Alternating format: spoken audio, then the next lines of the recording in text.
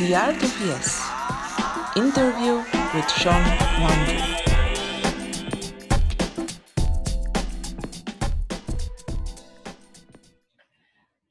Good morning, Monica.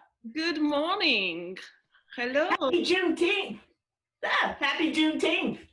Thank you. Come in. Welcome. I know you probably have no idea what that means. No. Tell me.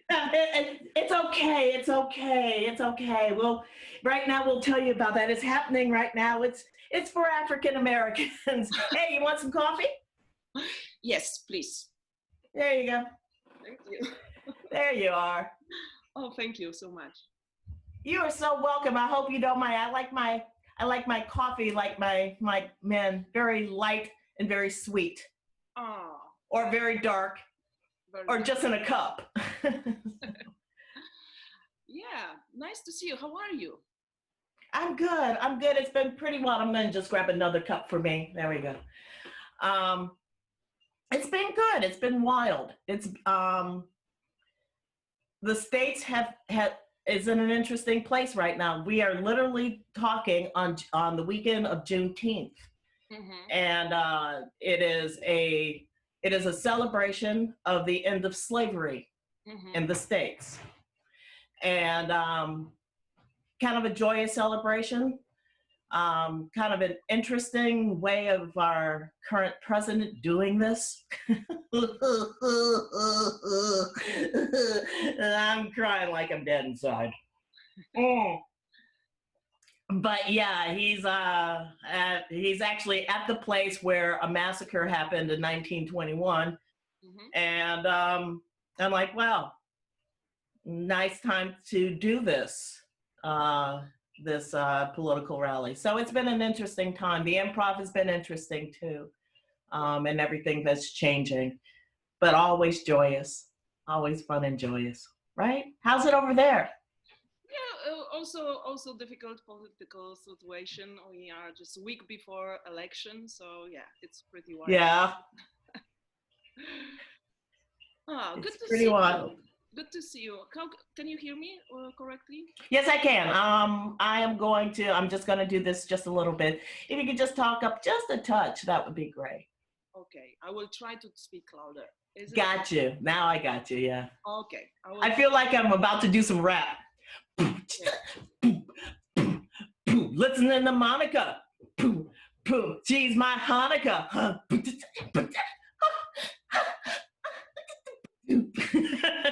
I love wireless stuff. So how is everything in Poland?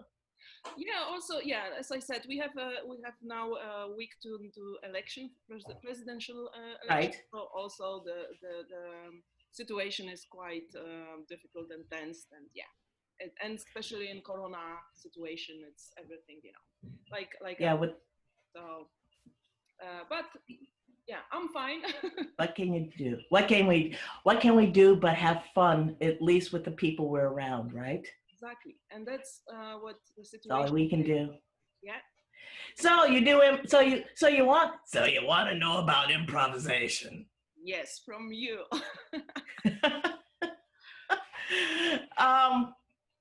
It's very interesting.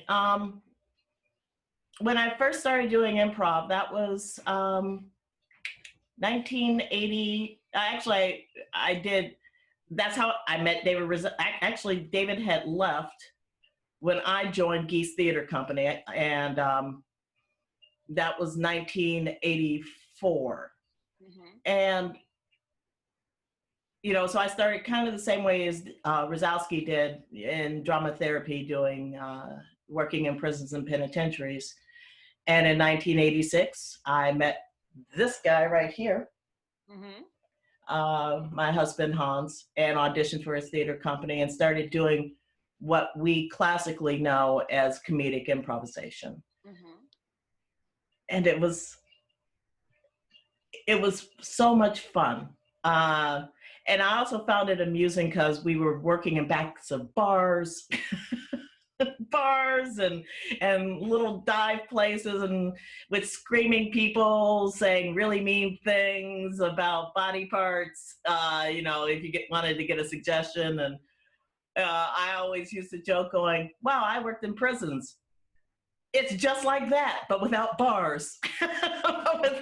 It's just, wow, same thing, but they're drinking and they can leave.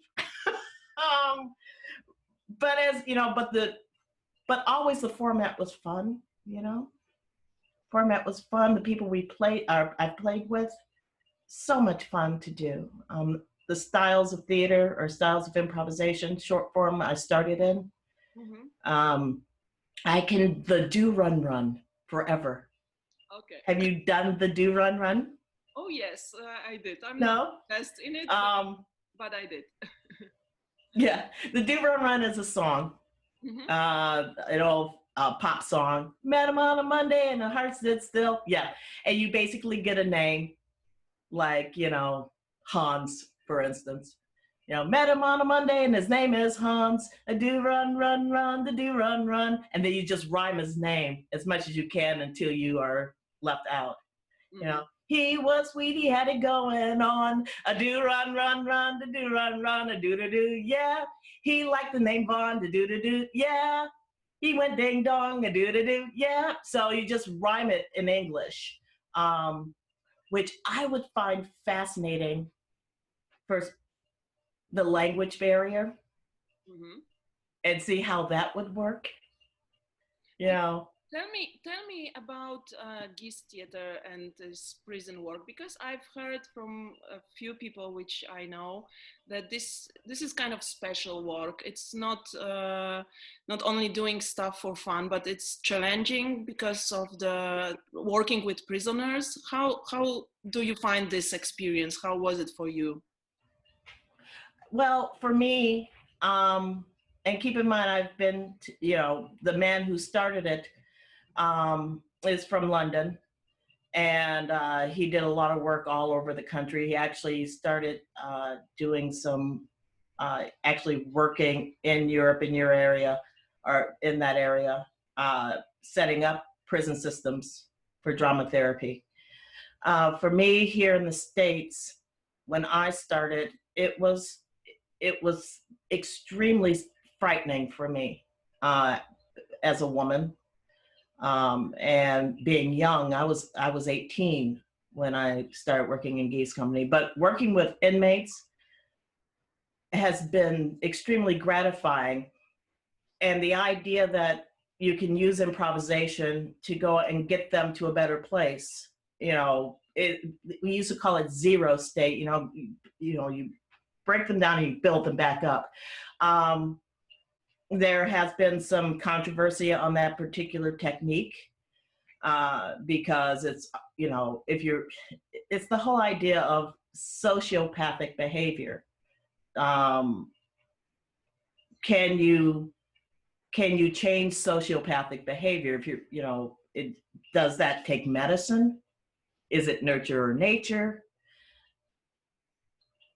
And it's still being discussed to this day among drama therapists. But I think the idea of, just especially with youth who are in prisons and penitentiaries, I think it is a worthwhile thing, especially the theater part of it. It gets them to be active in something positive, active in something positive, and to be able to express yourself through the arts, through improvisation, through music, through poetry, improvised poetry, which I love teaching. I rap pretty well. I do spoken word pretty well, and giving a topic that means something. Doing those classic monologues, improvisation, where you can actually ask a serious topic and have them give their viewpoint. So when it comes, for your question, when it comes to working, what's it like? It is the most frightening, joyous thing I've ever done. Wow. Interesting. It's the most frightening, joyous thing I've ever done. Wow. So tell me, because you are from Chicago, as far as I know. Yes. Okay. Yes, I'm born in Chicago, south side of Chicago.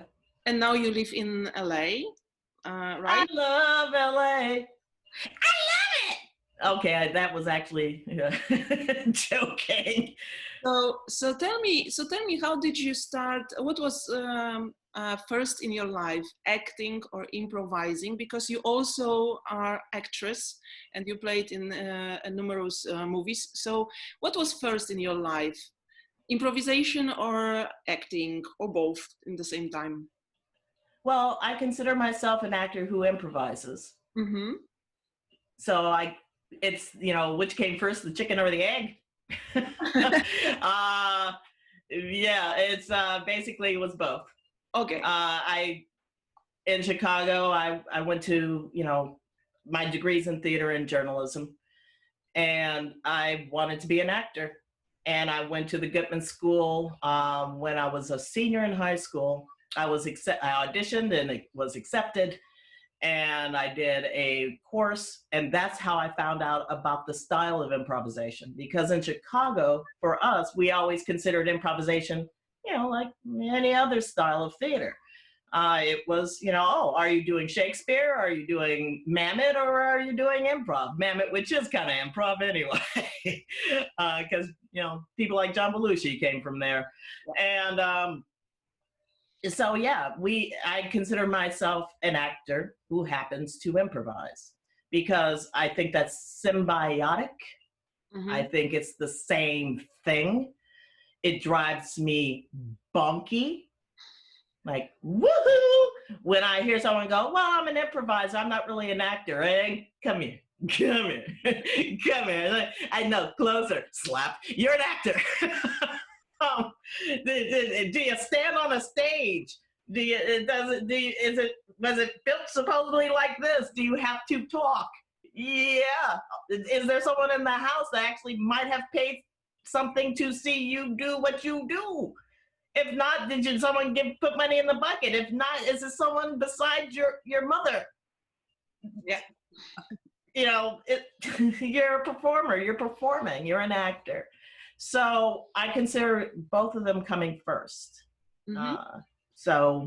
But I started in Chicago and was, got my degree. And then I wanted to there were Black Ensemble was on the south side of Chicago at that point, because Chicago is obviously a very vibrant theater city. Mm-hmm. And I went to, I gotta think about Black Ensemble. Well, maybe, I didn't really think about Second City, because Chicago, you've been to Chicago? Nope. Oh, you haven't? Okay. Well, first off, I don't know if David said this, or even, I think you had Joe on the show, because Joe's from Chicago. Fun fact, Chicago has I believe the second largest Polish population. Yep. True. Yeah, very much so. And so, yeah, it's a very vibrant city, very diverse, and just rich with culture and theater and music and art. Also, the most segregated city in the world. So there was the South Side, the North Side, the West Side.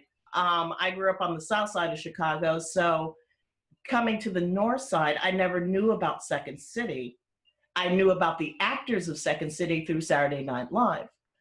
But it was like, oh, that's on the North Side. It's A, it's too far. And B, will I be accepted? Mm-hmm. Will I be accepted? And I was, and I was. When I took that deep breath from Michigan Avenue, there's the water tower. That was one of the last things that stood in the fire in Chicago. And then you go underneath the bridge, and then you're pretty much on the north side of Chicago. I'll never forget it. My friends took me over there and to go to the beach on the north side of Chicago. And I was like, we're going under that bridge. I've never been under that bridge. I am 17 years old. I'm going on. Went underneath the bridge, opened my eyes. I'm like, oh, it's the same thing. Oh, wow. Excuse me. Yeah, I don't know if I can swear or not, but I'm going to use a light swear. I'm like, wow, I'm a dumbass. Wow, what a dumbass move. That was stupid. But yeah, Chicago was so vibrant, and then you get, you're doing such great work there. And I always consider myself an actor. My flight pattern here in the States has been interesting because I'm from Chicago. We moved to Seattle, Washington, which is gorgeous. My sister still lives there. We moved there in the 90s. And then we moved back to Chicago because why not? I actually miss seeing the sun. Just like, oh, Seattle is gorgeous. If it only showed the sun a little bit. And got into Second City when I came back and started We Be Negroes, which was the first African-American sketch comedy ensemble. And then we all moved Hans and I decided to move to San Francisco. And I lived there for 9 years and started the San Francisco Improv Festival with Sam Shaw. And it's still going strong. When we first started the festival, it was not your classic improv festival. It was more like a theater run. It was 12 weeks long, Monica. What? I know. Because, we were experimental. Also crazy.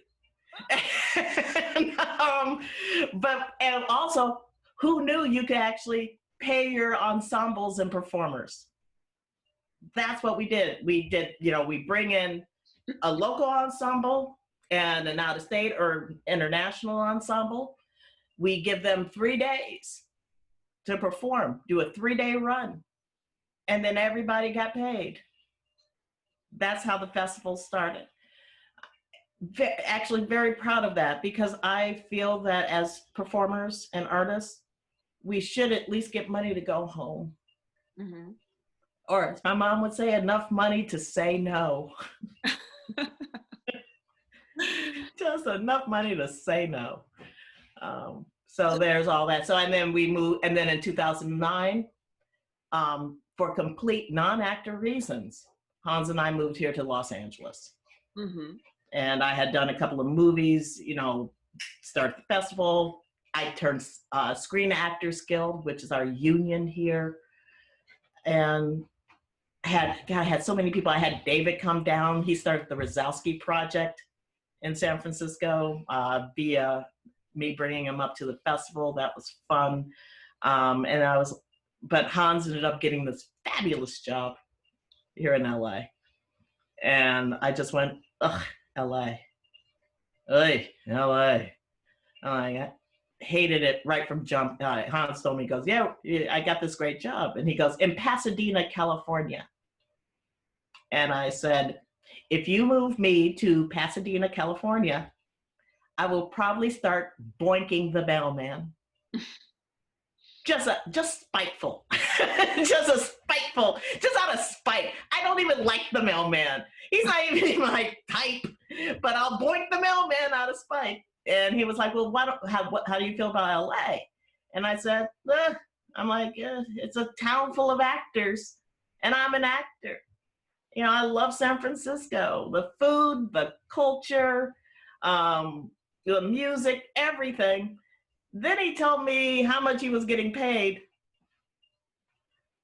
And I said, I got friends in LA. I got friends there's improv in LA. I can, oh no, I got to get an actual real professional headshot. Jeez. Jeez. But yeah, living here has been wonderful too, because you find, as people would say, you find your tribe. Mm-hmm. You find your tribe wherever you go. And in improvisation, the arms are long. Nice. And the art is always progressive and interesting and new styles. I work at the Pack Theater here, and I'm a teacher here. When everything kind of clears out, I head to London to actually improvise a movie. Mm-hmm. Wow. It doesn't matter where you are. You know, if I moved to, we were supposed to move to Dublin because I love Dublin. I love, you know, Neil Karan, who is out there. Hans is doing this behind behind the camera because we both love Dublin. I did my DNA test, and I am Nigerian, apparently, which is fascinating. And also, I'm English Irish, quite a bit of it. Nigerians know how to move around, and apparently, so there is that. I just chuckled. I'm like, wow, that's awesome. Yeah, I really need to run faster. So tell me, Shaun, how in the beginning, how was for you the learning process? Who were your teachers? Who was a big influence for you in those days when you started to do it? You know, especially improvisation. Who was your like favorite teachers and why? Well, my biggest influence when it comes to the formats and styles that we do is Martin Dumont. Mm-hmm. The game structures that he taught, I use to this day. And every time I use them, he would say Sahib. I Sahib him to the sky. Mm-hmm. He was gentle, he was kind. He knew how to make you feel like you were flying every time you walked out of his class. Something I think we all should strive for as teachers. No, he knew how to treat each student individually. It wasn't a blanket Sahib. It was a way of knowing when your students' eyes gloss over and then pulling them over and saying, are you okay? Can I help you with what you're not understanding? Tell me. That was Martin all over. His game structures of characters, of doing characters and relationships. He plays this wonderful game, and I pass this on to you if it has not been done. It should be done everywhere. At this point, everyone should know this. It's called Don't Talk About the Bomb. Don't talk about the bomb. This is how this game works. You get two people on stage. You sit them in the middle of the stage. You give them a bomb. Mm-hmm. They are two bomb experts that have been called in to take apart or dismantle this ticking bomb. It has a minute and a half to go off. You have to dismantle this bomb. You can talk about anything in the world but that bomb. Anything. Go. The reasoning why? If you are talking about things the bomb is obviously important. You want to go and see what's going on. You want to actually see them do the bomb, but they've done it for so long because their relationship with each other, they know each other. Mm-hmm. This is for them, in my mind, the bomb is not the topic. It's those two people's relationship with each other. Mm-hmm. While they're dismantling a bomb. It's the idea, have you ever seen Pulp Fiction? Here's the example of the bomb. Yeah. Where just before they go into the room with the guys, it's like, Samuel L. Jackson and Travolta. Before they go into that room, at one point, Samuel L. Jackson goes, let's pull back. It's not time yet. Let's pull back. And then they pull back and they talk about foot massages. Yeah. And they talk about foot massages because they've known each other so long. The people in that room they're about to kill, That's the bomb. Mm-hmm. We already know what's about to happen. Now let's go and find out about Vincent Vega. I cannot believe I remember that name so fast. Let's talk about that. And that's something that Martin taught way before Pulp Fiction. Mm-hmm. Way before that. We want to see the physicalness on stage, but we want to know about the people. We want to know about those characters. We want to know about those people on stage. Mm-hmm. Martin was a massive influence. Also, he taught me something that was very important in improvisation as language, which is it's not what you say, it's how you say it. Yeah. So I can turn to Hans behind this camera and go, just by inflection, by voice, go, I love you, Hans.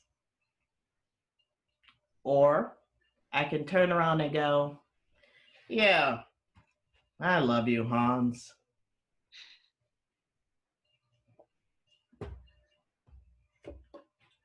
Or I can say, baby, I know you're trying. I know you're trying really hard. Or I can turn around and go, yeah, I know you trying really hard. Yeah, you trying. Yeah, you so trying. Which means a whole different thing. Yeah. Completely. Because when I say you trying, that just means you're getting on my nerves. Yeah. You're on my last nerve. How you can change your body and your inflection and use the exact same words.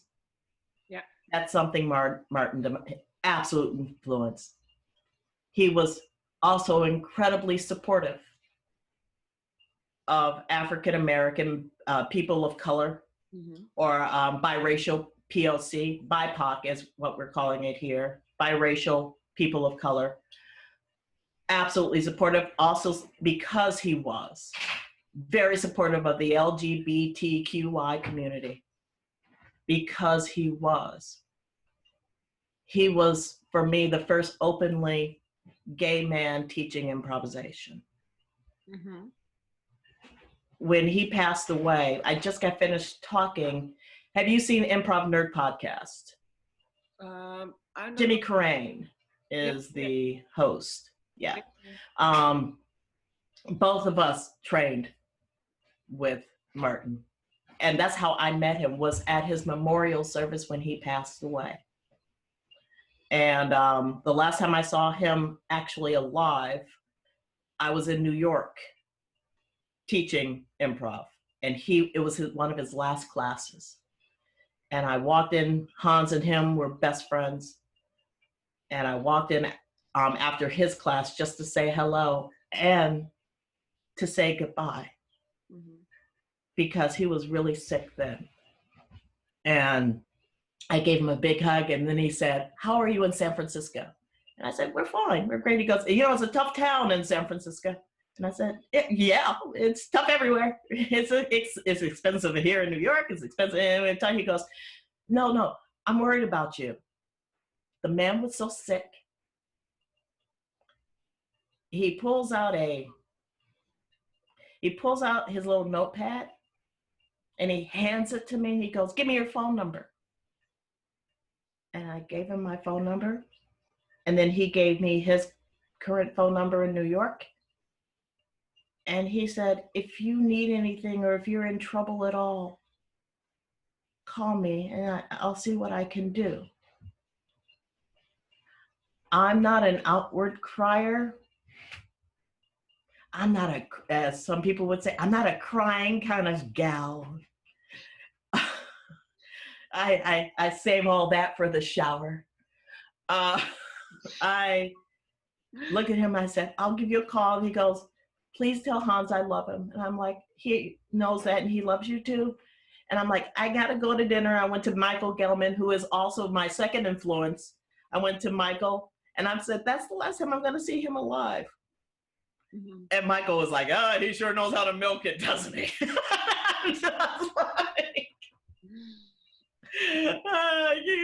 You and your snark. His love, Marty's love and Michael's snark. Marty's love and Michael's snark. Those are the two biggest influences of my teachers in improvisation. So there's a long answer to a short question. That's great. What is one of your epiphanies in improv which gave you this impact that you became better improviser? Oh, okay. It was I think one of the major things that made me a better improviser, made me a better improviser. It's many aspects of that, I guess. I think one of the things that made me a better improviser was continuing to fail. Fail big. I mean, silence that not only can you hear the crickets, you can hear the ants under the crickets moving about. The idea of that failure and to get better at the craft, to continually learn. Also, one of the things that I learned straight off, even before I started improvising at 17, 18, was fill this toolbox to make it better. Fill my toolbox up. Yep. Know how to sing. Know how to move your body. Know how to play one instrument at least mediocrely until you can get better at it. Learn spoken word. Also, something that I learned that makes my improvisation better is to leave the theater and experience life. There is nothing worse. I call them void actors. They're void. I'm not saying they don't have a soul. They do have a soul, but they're just void of history and knowledge. Running into an improviser who is my age, I'll say my age. I am very proud to say my age.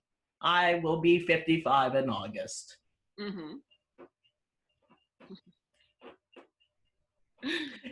I look great. We look great. La la la la la la. Ladies staying in improv. Look at me, put on my shades.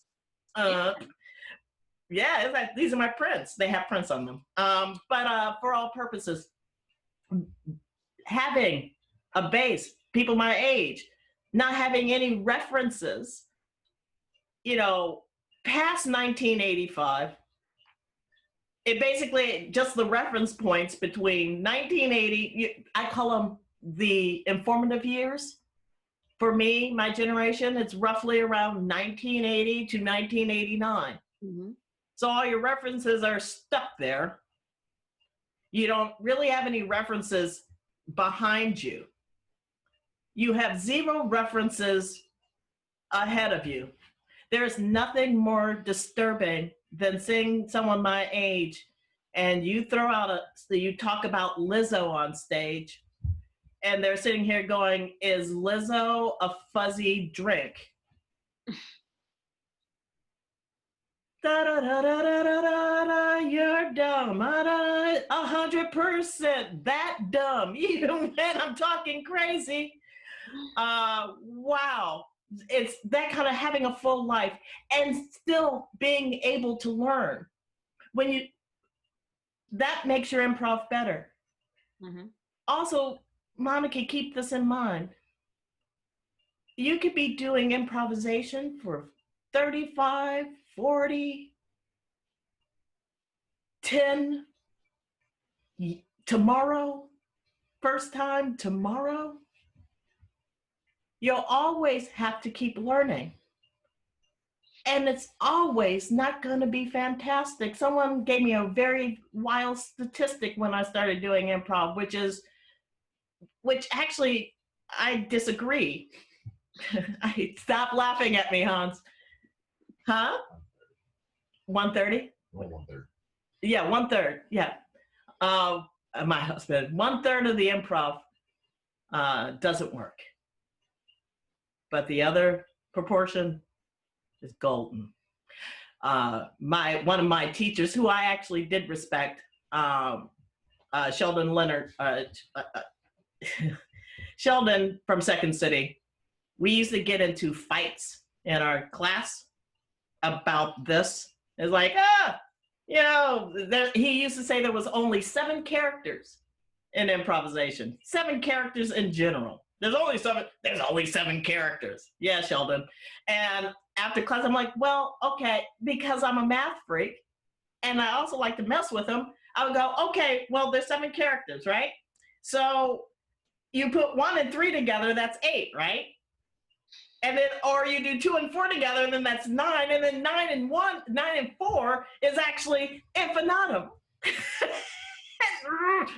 Shaun. I'm just like, and so when last time I saw him alive, I went up to him and I went 142 and 3. Mm-hmm. It's like, I'm just saying.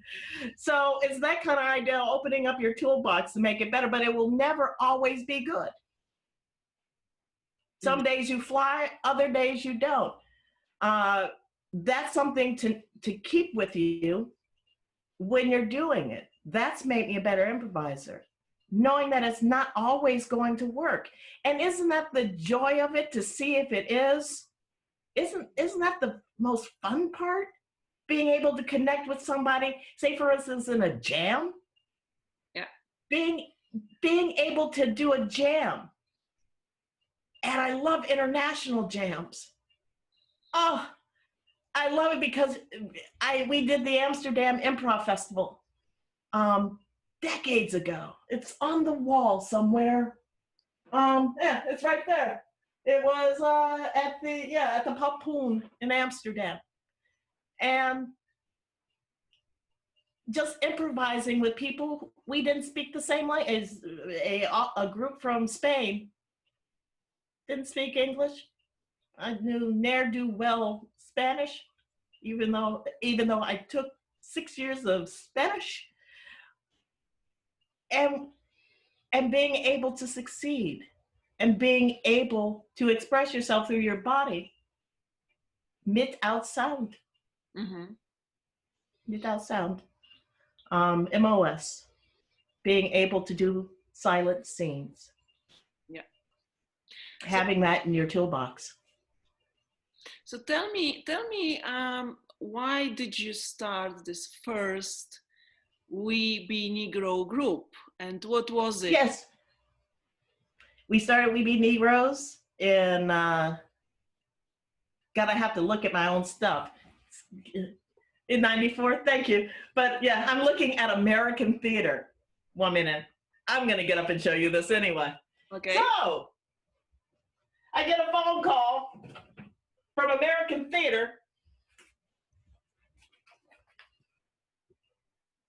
Mm-hmm. You see my hair flying there? Yep. Right there. There it is. Yep, I see it. Improv so white. And it was hilarious to me because we took that picture in color, and that was 1994. Mm-hmm. And so I was like, why are you taking PR pictures in color? I'm like, one day someone's gonna need one. And then I got a hold of Bill Underwood, who was in that picture, and I was like, I told you, I told you, I told you color pictures work. You can take out color, you can't put in color. But we started We Be Negroes for that need. When I started doing improvisation, for all purposes, on the north side of Chicago, there was 3 of us. There was 3. Not a lot of African Americans, mainly because we did not feel accepted in the boys' club, in the clubhouse. Mm-hmm. They're very little women. And me, literally, the three of us, there were two Black women, myself and Frances Collier. So we, by accident, we piecemealed out the entire city of Chicago. Johnny Hildreth was on the South Side. Frances was at Second City. I was doing the indie scene. And it was the need and stuff. Mm-hmm. It's very funny. Chicago's a very diverse city. And it's like, well, we need more diversity. And I'm sitting here going, we live in Chicago. It's not like we're some rare find here. It's like, I'm searching for an African American in Chicago, Illinois, United States of America. With all the love and respect, Monica, I'm like, this is not Warsaw, Poland. You can actually find Black people in Chicago. You have to go to where we are. Go to where the water is. Mm-hmm. And apparently nobody was going to where the water is. The irony of Second City, when I started literally 2 blocks away from Cabrini Green. Mm-hmm. Cabrini Green, which is a project on the north side of Chicago. Okay. It was a project filled with predominantly African American people. We called them projects. Mm-hmm. Thank you for getting that. I'm like, if you're not going to go to where we are, then I'll just do this myself. Mm-hmm. I'll just do this myself. Talk is cheap. I love diversity programs. They do work, especially if you're hiring, especially if you're saying you're really good at this. There is no reason. I'm going off on a tangent, but I'll come back to We Be Negroes. There's nothing more disturbing to me in the States, or particularly here in Los Angeles, where they were like, oh, we want to go and get African American teachers. And they were like, well, we only know 3, or we only know 5. And the tragic irony is I'm on that list. And it's frustrating to me because in my mind, I can think of about 45 people just in LA who is people of color, who can easily teach improvisation. Mm-hmm. But have never been given the chance because they're always in a class situation, or they're always being asked to perform, which is great. But here in the States, it's for free. So with We Be Negroes, back to how this started, why? It's the same thing, need. It was the need. And I used to tell actors in 90, by the time we, we still all get together and we talk. We're talking about doing a reunion show. We never really broke up. We're just on constant hiatus. We're all over the country at this point. People are still in Chicago, some people in Seattle, San Francisco. We're all over the place. Some folks here, Cordell is here, and Jared Robinson is here. But for all purposes, yeah, we're on hiatus. But I said to all of them, because we're older, I said the object of We Be Negroes is to leave We Be Negroes. Mm-hmm. And start your own stuff and pass this on and get more Black actors in, for all that is holy. So sorry. So tell me how does that change since you started this We Be Negroes project till, like, how is it now? Because I guess it is a progress and there is a change, maybe not huge. I'll give you a story literally from yesterday. So, oh my goodness, I'm so happy about this actually, because I ended up getting a hold of my friend Hope Richards and saying, first off, thank you so much for tagging me. And secondly, can you spell Negroes with an E? That's the first thing I said. That was what family. I'm like, Negroes in this country is Negroes. Negroes is also, yeah, a different thing, but we spelled it the American E version because we put E's in everything. We have a bad thing about language here in this country. Yep. Yeah, right. So yesterday I get onto Mirage Thram's page. She has been very active with the movement that's been going on here about systemic racism here.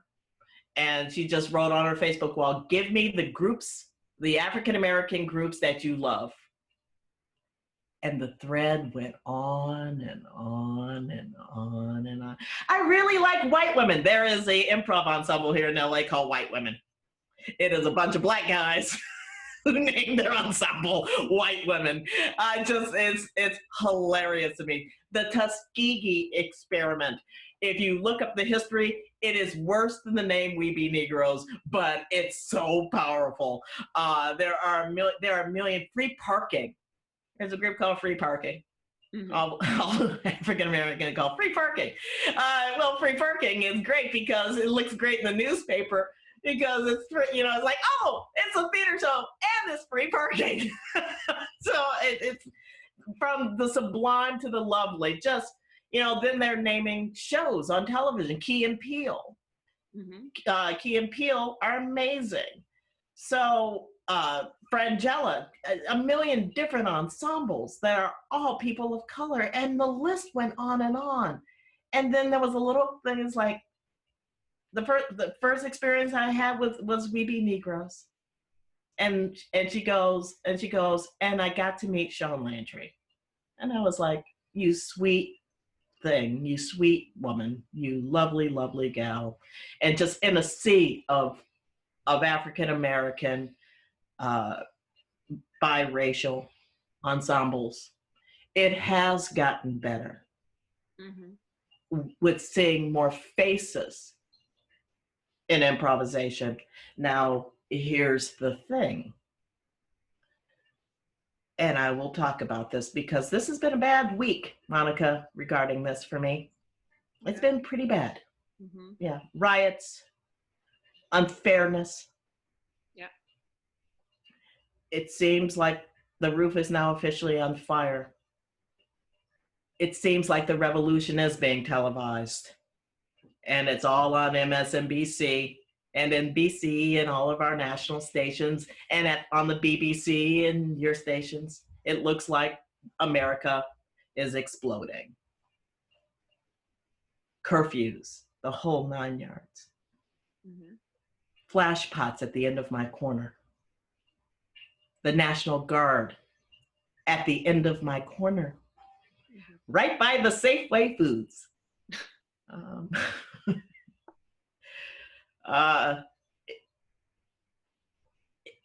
It has to, the larger establishments in improvisation in this country need to change. Mm-hmm. To get rid of that tokenism. The tokenism being, well, we do Black things. There's that one Black actor. Not treating us like second-class citizens. Mm-hmm. Not calling the shows that we create the Dog and Pony Show. We Be Negroes was called the Dog and Pony Show by a very popular teacher. Absolutely offensive. But you suck it up and you try to keep going. The stories in the town halls out of the Second City is like a drop in the bucket to what I experienced because I was hired at Second City. A drop in the bucket. That has to change. IO officially closed day before yesterday. Yeah. I ended up posting on my Facebook wall, this is all happening right now. At this moment, I posted on my wall something that the Chicago Reader put up about IO and its owner and Dell. It was 1995. We were just starting We Be Negroes. We were a year into We Be Negroes when they got their space in Chicago. And the owner, she said about the Del Close Theater that they named after, he goes, and I'll tell you the reference. She goes, it's as close to as close to Del having his own Jonestown. I need to pray. Okay. I am not gonna cry. I forgot about that because you blocked the bad crap out of the back of your mind. And jokingly, of course, she says, wow, great joke. Oh, that's funny. You know, we do fail in comedy and improv, even in the media. She said this is as close as his own Jonestown. Jonestown was a cult run by a guy named the Reverend Jim Jones. Jim Jones started a church, the People's Temple, in the 70s. In 1978, he moved his temple, which was mostly African American, a majority African American of Black people, to Ghana. And they started a cult. Well, he was mistreating people there. He was a cult-like stature. The American government came in to see what was going on in Ghana, along with documentary crews from NBC. They went to the tarmac to go home to report this mess. And his followers, his guardsmen, went to the tarmac and shot people dead on the tarmac. Then they drove back. 909 people drank a sludge that looked like Kool-Aid. This is where the term drinking the Kool-Aid comes from. I believe a teacher at IL likes to use that term a lot. Oh, didn't we all drink the Kool-Aid? Big bet. 909 African Americans dead from drinking this sludge of poison. When they found them, initially they thought it was just a colorful sea of confetti because they were all in beautiful Ghana clothes. And they got closer and they started smelling the stench. Jim Jones either killed himself with his own gun or was shot by one of the guardsmen who ran off into the woods. Cut to yesterday and me sobbing, saying they compared IO to this. And the irony is there's not enough Black people there. They can even compare it to Charles Manson. Because at least with Charles Manson, who I hate to name drop this, but it's true because I worked in prison. I met Charles Manson. You can't even drop that cult because they were all Caucasian and they all lived. So, and so I hate change the topic, but for all, let me just, yeah, I'm sorry. It's been on my mind, but it's sad and tragic that there's not enough African Americans, and it's considered culty and weird. And I hate that. Some people go, why are we trying to tear down the establishment? They're like, we're not trying to tear down improvisation. We're trying to make it better because we love it so much. Yeah. I'll end it with that. Okay. Tell me something about, you've been talking about abusive teachers, which you've said that you experienced that. I don't want to go too deep into this, but I would ask you, what kind of advice would you have for students which feel uncomfortable in different situations, on workshop, jams, and so on. Just an advice for students who might meet this kind of behavior. Okay. Because improvisation with most of our classes are either kind of a drop-in idea. I don't know if you can hear that. That's from protesting. There are numerous ways of doing it, all depending on the structure of the class. But it always boils down to one thing. Be brave. Something Martin also told me. I do not give you, every student in the world, I do not give you the right to feel inferior in improvisation. I do not give you the right to feel inferior in improvisation. With that, if you feel uncomfortable, if something has triggered you to the point where it's no longer fun, if someone inappropriately, especially a teacher, if it crosses the line from student to wannabe date, say something to that teacher. I feel uncomfortable. With that said, if they're already doing it, they're probably not going to stop. So hopefully the person who brought this teacher in, please talk to the person who produced them coming in. I feel uncomfortable. He did this. Say it immediately. Say it immediately. If he's giving a note that is so creepy and weird that it goes past improvisation, well, I'll give you an example. You're a pretty girl. You're a really pretty girl. We can always, I really want to work with you a little bit more. Let me go and figure out exactly where, ooh, creepy, that kind of thing. Or use your race. Be proud to be called the N-word. What? What? No, what? No, stop. No, I don't understand this note. What are you trying to say?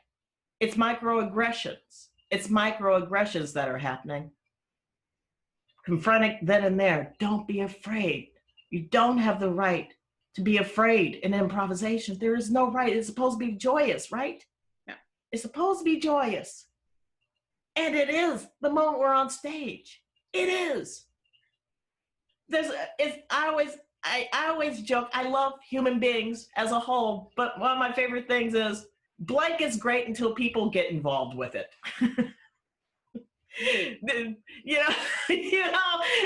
like, wow, being a chef is great until people get involved. Democracy is great until people get involved. Socialism is great until people get involved. Yeah. Improv is great.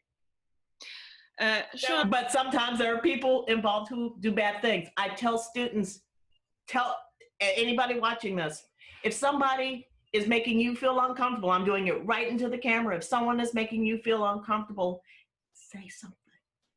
Don't be afraid to say something. If you're afraid to say it to a teacher, say it to the person who brought that teacher in. If it is an established ensemble or improv establishment like Second City, or any place, like anywhere in the country. If it's at a theater, I don't care even if it's an improv establishment, if it is at a classic theater. If you're at the Globe Theater and Kevin Spacey is working there and something happens to you, sir, then you tell HR at the Globe, don't let it happen. And if it happens, there needs to be a network of people who are bringing in teachers. We need to background check our teachers. Yeah. Right off the bat, And I hate to say it, it doesn't sound joyous, but it's the nuts and bolts of what we truly say should be a safe environment. If you bring me to Poland, if you bring me to Warsaw, I expect you to background check me. And I expect to sign something that says, you will not be inappropriate, Shaun. I don't care. It's like, oh, it's Shaun. She's a woman and she's African American. Yes, I agree with you, Chatter. My cat agrees with me also, just meowed. Tell me, write it down. Have me sign my name to that bond of a safe environment. We have to do it. And for students, if it's so bad, get up, stand proud, and leave your class and report. Be proud, stand up, leave. Thank you. Preach. Oh, my husband's in the, you're over here doing this, Hans is in the back doing this. It's so funny because he's German and yeah. It's like Hans is so white he's almost translucent. I swear. I mean, he looks like Benny Hill. Oh, I've seen photos. Good evening, viewers. You just want to go da da da da every day and just have him run really fast around on the stage. So, tell me, changing a little bit our subject. Tell me why you love improvisation. What's the best in improv for you? Why do I love it? It gives me ultimate freedom. Wow, that is a I need a cigarette question. Oh, one cigarette. Second. Okay. I keep watch this. This is how watch this fly in. Watch this fly in. Wow. Okay. Why I love improvisation. That is the broadest, most amazing, wide-scoping question of the universe. Why do I love it? Because it's so much fun. I love how things, because the yes and of give me a cigarette and it flies in. No, but no, it's so much fun. Creatively, the most creative thing you can do with your brain. Mm-hmm. The most creative thing you can do with your brain. The give and take, the ensemble work. Some people call it teams. I hate that term. Some people call it groups. I understand that. It's getting closer to what I like to call us, which is a theater ensemble. We are theaters. The idea of we are working. Some people like to call it coach. I hate that. An ensemble working with a director. Mm-hmm. An ensemble working with a director. And all of that collaboration. The simpleness of yes and. Yeah. Being able to create something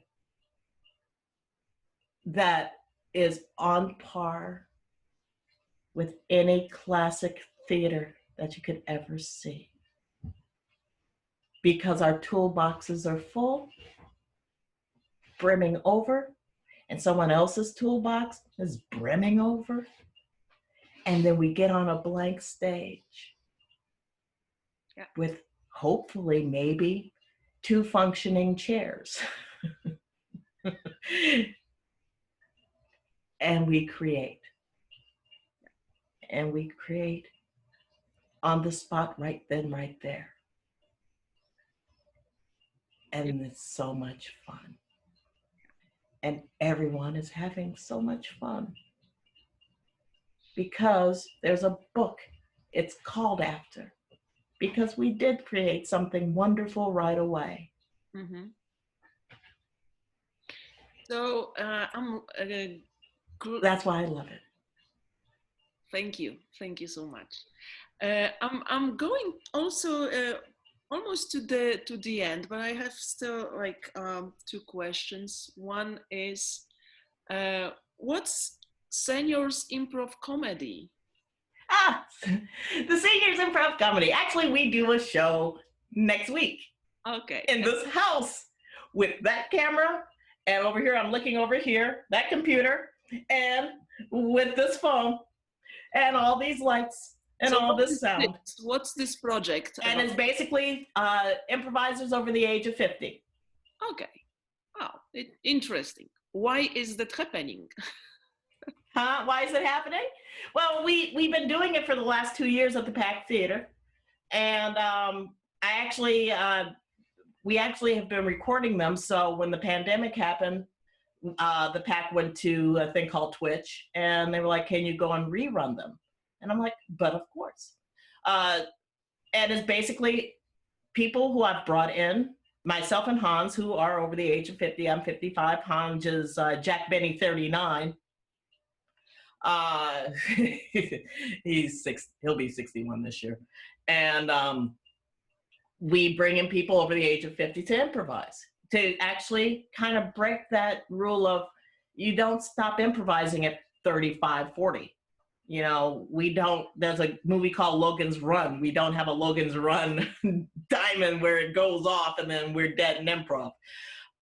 And to go and showcase people not only of color, but also people who are over the age of 50, because it's always so young. We're the first generation with the Gen Xers and some boomers who are actually still performing. So, you know, we did not stop, and we won't stop. Don't stop. We won't stop.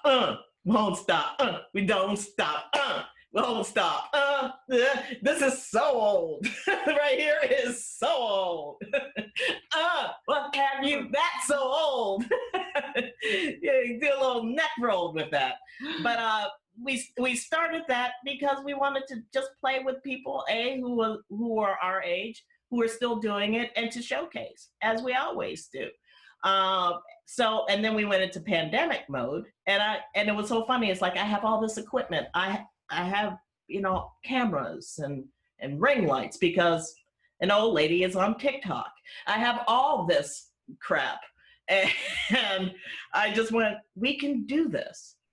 And I don't want to do sitting improv, because now the new thing is, you know, we're on Zoom right now, and this is great, but I want movement now. I want being able to stand and move.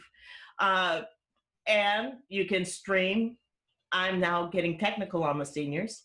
Yes, the seniors improv. We actually know OBS. OBS is a stream. You can stream to different platforms via OBS and make it look great. So we have somebody at their apartment actually controlling all of this, and we're just improvising through this house. Great. With sets. And then we're going to ask people to play with us. Awesome. And one of the first people we're asking to play, they're out of Portland. They're a couple, B&B Improv out of Portland, Oregon. And then the following week, our Kevin Garcia Doyle from Hawaii, who, if I had to pick somebody to be on a desert island with that only dealt with improv, R would be on that desert island. Me, Hans, R, Garrick Pakai from Hawaii.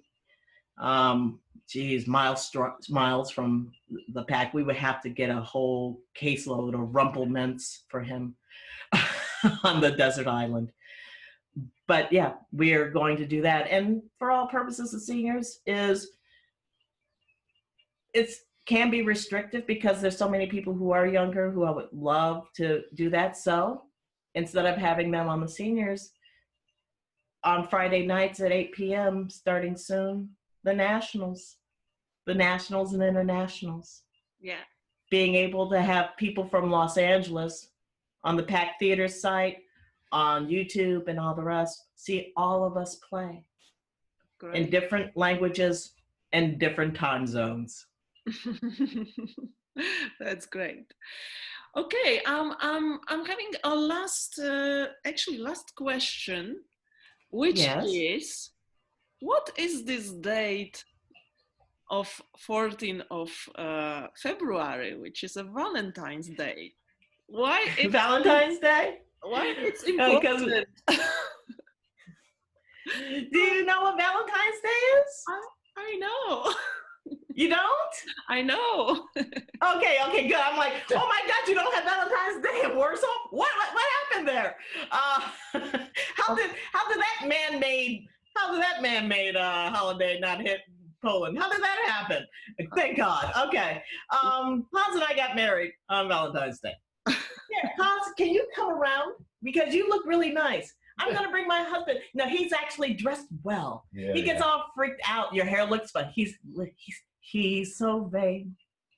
He probably thinks this podcast's about him. He's so vain, so vain. My hair's so long. And your hair is long. It's pandemic long. I've been pandemic smoking, pandemic drinking, pandemic eating steak, and under this wig is a pandemic fro. Because I'm like, screw this. When I knew I was going to be in the house for a while, I took a razor and shaved off all my hair. And I'm just like, I got wigs. So come in. Hello. Come in. Oh. This is my husband, Hans Summers. And I can answer questions without hearing them. Here. That's okay. Yeah, I'll tell you what they are. But no, we're going to talk about basically, I told you, actually, this red light does give you color. It is. It really does. I'm not white. I'm pigment challenged. You are pigment challenged. Yes.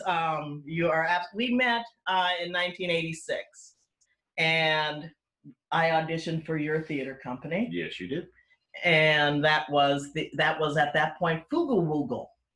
Mm-hmm. Fugu Woogle means nothing. The multimedia comedy. Yeah, we did multimedia, hence why we have all this equipment. We've been recording since 1986. His degree is in broadcasting. Oh, great. And broadcasting and psychology. Yep. So 2 workless degrees. Exactly. And from Indiana University. And I auditioned for his theater company, and he was wearing, this is 1986, he was wearing a V for Vendetta t-shirt, because we owned a comic book store. Yes, from the comic book. From the comic book. Not the movie. Not the movie, the comic book.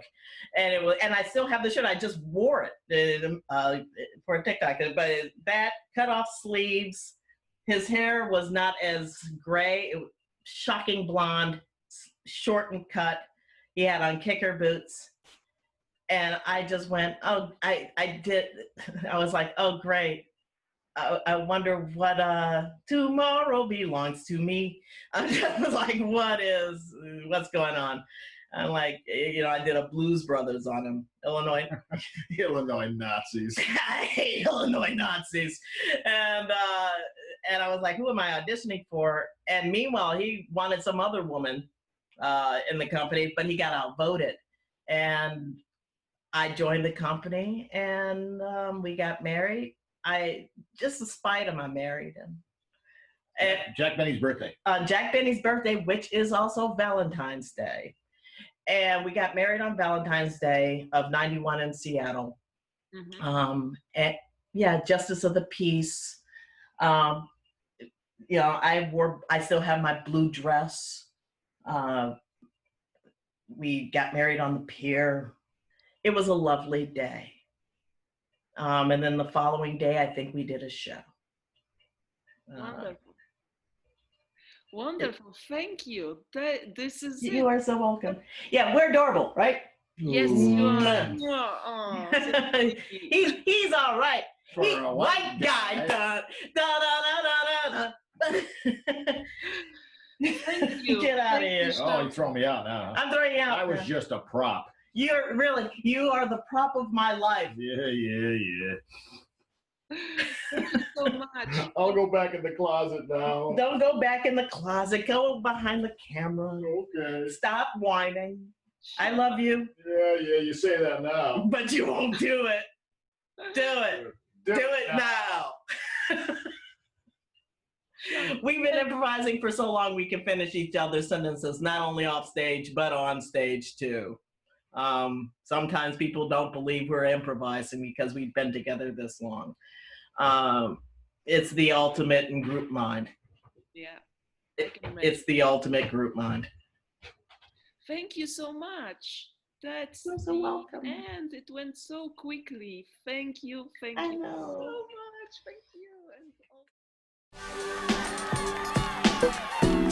And all...